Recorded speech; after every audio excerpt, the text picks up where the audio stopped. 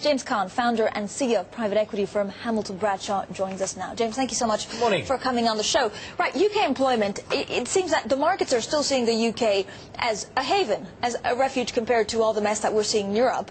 But the situation is very dire here. Inflation is going up, interest rates are staying low, and unemployment is rising. Are we looking at a recession? Well, I mean, I think the key question that I'm surprised at is why is everybody surprised this morning that the numbers have gone up? Because I think if you look at all the economic data, to me, it was inevitable that those numbers would go higher. But I think if we focus on the key issue that everybody's talking about is the youth unemployment, which is really what's causing the greatest concern. I think the issue is you can't really expect youth employment to get better when economic environments are down. Most employers that I tend to work with right now are looking for more experienced people, because when the market's difficult, when you're taking on a younger person, that's a longer term payback period. It could be 1, 2, maybe 3 years.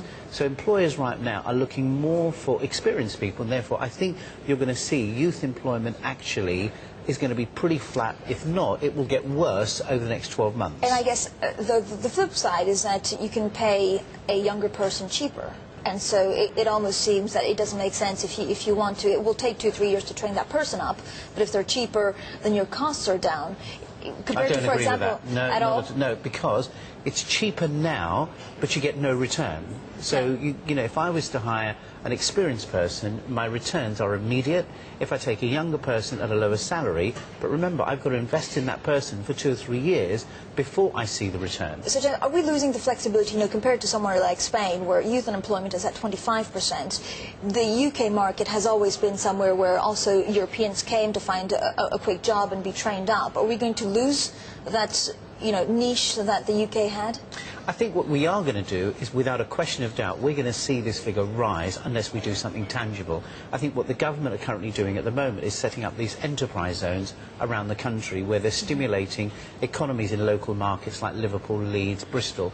The challenge I think they face there is, whilst the theory is very good, but when that happened maybe 4 or 5 years ago, when they tried it before, the cost of setting up those jobs was nearly £23,000 for each job they created. So whilst I think it's a good idea, I think the government needs to be very conscious about what is the cost of setting that up. I think the other factor right now is, where are these jobs? Are there jobs out there? And I think there are 2 or 3 sectors right now where we are seeing encouragement. So energy sector right now, I think Shell recently announced... They have the cash. You know, they've got cash, but also they've got 10,000 jobs. What they're saying is that a lot of the candidates they're looking for are just not available. They want people with maybe, you know, science degrees, maths degrees. So the education system right now is just not reflecting in where the jobs are. But overall, how are we faring compared to the rest of Europe? Because again, we have some very strong austerity measures, but the markets are seeing this as a safe haven, certainly in terms of yields, certainly in terms of growth, compared to the problems that we're having in periphery Europe. I think if you compare the UK to Europe, then I would say UK is still much stronger. I think our numbers are slightly more attractive. I think our unemployment numbers are certainly better. I think if we look at Spain versus the UK in terms of youth unemployment, we're still certainly better. What concerns me is how long can we retain that edge? I think if we don't do something now, I think we will erode that edge. I think the other area right now, I mean, we recently made an investment in a recruitment business called Gemini that does digital marketing recruitment.